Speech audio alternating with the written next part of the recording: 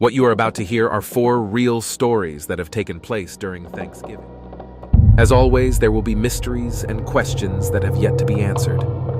So, let's listen to what other people have encountered and seen during this so-called family-friendly holiday. Also, remember to like and subscribe if you want me to make more content just like this.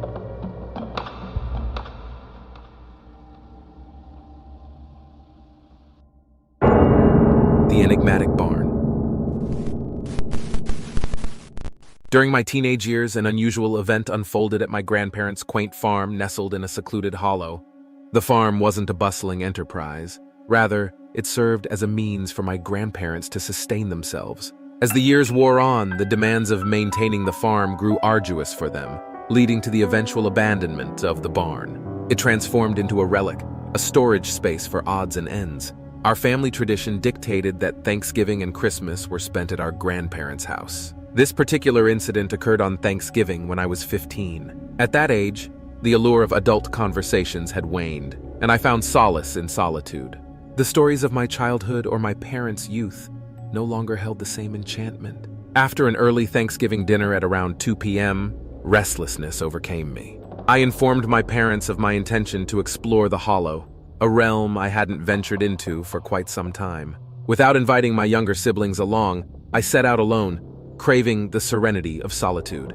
Aware that daylight was fleeting, I embarked on my journey with a loose plan to return before darkness enveloped the landscape. Regrettably, the enchantment of the woods and hills drew me in, causing me to lose track of time. As night fell, I found myself far from home. Upon my return to the farm, darkness had already settled for at least an hour. The barn, previously unexplored in the dark, now cast an eerie silhouette. Drawn to the mysterious atmosphere, my teenage curiosity led me to contemplate the barn's interior. Entering the barn was uncomplicated. My grandparents rarely bothered with locks in their secure enclave. A substantial wooden lock, its name eluding me, barely posed a challenge. The door, however, emitted a grating creak, surprising me given the barn's likely disuse for years. The interior, devoid of natural light, compelled me to activate the flashlight on my smartphone. The feeble glow accentuated the eerie ambiance. Rows of tools, many with sharp edges, hung from various hooks. Among them, a discolored hatchet lay on a workbench, its surface hinting at dried blood, a stark reminder of my grandparents' past endeavors in animal husbandry. The barn harbored a loft filled with hay, and my curiosity impelled me to ascend the ladder. While scanning the area with my flashlight, a glint caught my eye amidst the hay. Intrigued, I investigated, only to recoil in horror at the vacant eye sockets of a long-dead corpse. Startled, I stumbled backward, narrowly avoiding a fall from the loft. Hastily descending the ladder, I fled the barn without bothering to close the door. In the safety of the house, I recounted the macabre discovery to my parents and grandparents. My father, a formidable figure akin to Hulk Hogan, ventured out to verify my account, prompting my grandparents to contact the sheriff's office. The authorities revealed that the body had languished in the loft for approximately 3 years, bearing hatchet wounds consistent with the one I had encountered. The unsettling realization that I had unwittingly held a murder weapon added another layer of distress. Yet, the most haunting revelation came when my grandparents comprehended that they had coexisted with a hidden corpse for 3 years, unaware of the macabre secret concealed in their barn. To this day, the identity of the perpetrator and the motives behind the murder remain shrouded in mystery.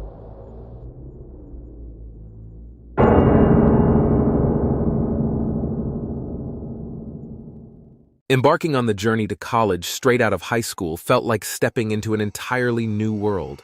Hailing from the familiarity of a small town, I found myself navigating the bustling halls of a massive university with an enrollment exceeding 50,000 students. The campus, alive with constant activity, was a stark contrast to the quiet streets I was accustomed to. As Thanksgiving break approached, the prospect of returning home seemed financially out of reach. Consequently, I resigned myself to spending the holiday alone in my dorm room. Little did I know that this decision would place me among the few souls who remained in the entire building and on the deserted campus. The vibrant metropolis of students had transformed into an eerie, snow-covered wasteland. The snowstorm that blanketed the campus added an unexpected layer to my isolation. I remember waking up at the crack of dawn, greeted by the sight of a tranquil white landscape stretching as far as the eye could see. Wednesday unfolded as a day of self-imposed confinement in my dorm room, my gaze fixed on the empty campus outside. Restlessness finally set in on Thanksgiving Day, prompting me to break free from my seclusion. Armed with a frozen turkey dinner intended for my microwave, I ventured out to the on-campus Denny's for a solitary holiday meal. The dinner proceeded uneventfully, save for an unsettling encounter with another diner who seemed fixated on me. Uncomfortable under his gaze, I hastily finished my meal and left the restaurant. The walk back to the dormitory was tinged with nervous glances over my shoulder, revealing that the mysterious man was following me, his pace quickening. Reaching the dormitory doorway, I hesitated, grappling with the decision to hold the door for him. However, the incongruity of his apparent age for a dorm resident and the absence of an electronic keycard gave me pause, and I opted not to assist him. He called out for me to hold the door, but I continued up the stairs, stealing a glance back to see him standing in the foyer. The evening took an eerie turn when, several hours later, there was a persistent knock on my door. Peering through the peephole, I was surprised to find the same man standing outside. Bewildered by how he had gained access to the building and located my room, I chose not to acknowledge him. After a few more unanswered knocks, he eventually left. The unnerving events took a darker turn when, hours later, another knock reverberated through my door. Expecting to encounter the mysterious man again, I was instead met by campus police. They revealed that another student in my dorm had been attacked earlier in the day and sought information on anything suspicious. I recounted my unsettling encounters, and as the narrative unfolded, I was asked to accompany them to identify the suspect. It turned out that the man who had followed me home from Denny's was the prime suspect. Further investigation revealed a disturbing pattern. He had gone door to door with disastrous consequences for the person who had opened their door to him. The holiday solitude that initially seemed innocuous had unwittingly placed me in the midst of a chilling series of events, turning a seemingly ordinary Thanksgiving break into a tale of suspense and danger.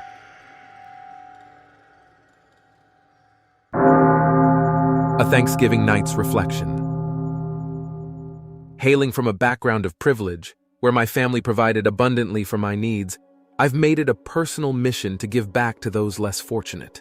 Beyond financial contributions, I dedicate each Thanksgiving to volunteering at a local homeless shelter, immersing myself in ensuring that those facing adversity experience the warmth and positivity of the holiday season. My commitment extends to spending the entire day and night at the shelter, a choice rooted in the belief that everyone deserves a chance at joy, particularly during the holiday festivities. Working in the shelter has exposed me to the cyclical nature of homelessness, with the same faces returning year after year. While their continued presence is a testament to their resilience, the underlying hope is always for them to break free from the chains of destitution and secure a stable living situation. Reflecting on a Thanksgiving from a decade ago, the memories are vivid, the emotions still raw. The day unfolded without much anticipation, with the atmosphere in the shelter buzzing with a sense of camaraderie and gratitude. However, a disruptive force entered the scene, an unfamiliar face marked by an unsettling combination of annoyance and rudeness. His audacious attempt to snatch food from another man disrupted the harmony, introducing an unexpected tension. In accordance with shelter rules, the protocol mandated the immediate removal of the aggressor. Yet, in the spirit of Thanksgiving, an internal conflict arose, leading me to choose an alternative path. Opting for mediation, I separated the two men and issued a stern warning to the troublemaker, hoping to diffuse the tension and salvage the holiday spirit. The ensuing hours unfolded without incident, and a sense of relief settled in. Little did I know that the tranquility was an illusion.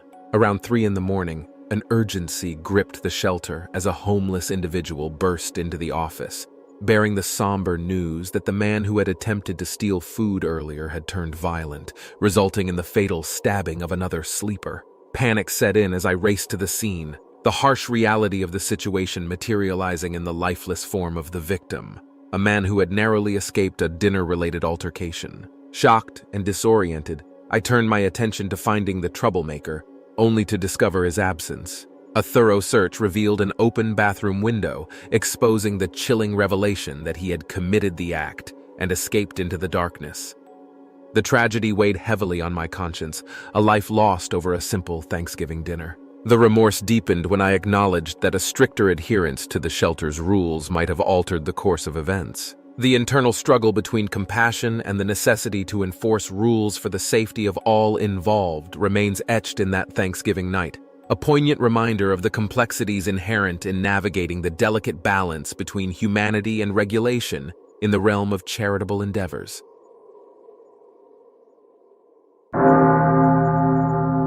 Thanksgiving Solitude.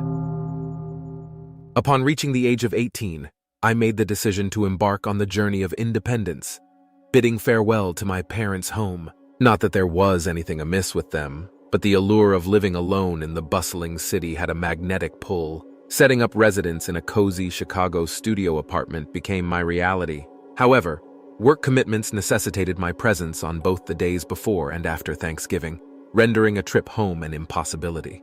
Consequently, I found myself spending Thanksgiving in the solitude of my own apartment. The realization of how lonely the day would be hit me harder than expected. The overwhelming sense of isolation morphed into a case of cabin fever, a yearning for the warmth of human company. Opting for a convenient solution, I settled for a substantial TV dinner, deeming it unnecessary to undertake the venture of preparing a traditional Thanksgiving meal. Once the solitary dinner was consumed, an impromptu decision led me outdoors for a brisk walk. The city, though typically teeming with life, presented an unusual contrast that evening. The cold air and sparsely populated streets felt alien, a stark deviation from the usual hustle and bustle. Attempting to immerse myself in the city's energy, I strolled near the bars, fully aware that entry would be a challenge. After a considerable duration, the yearning for warmth prevailed, prompting a return to the apartment. As I fumbled with the key in the lock, an undeniable sense of vulnerability struck. Upon entering, my studio apartment unfolded before me with only the bathroom as a separate entity.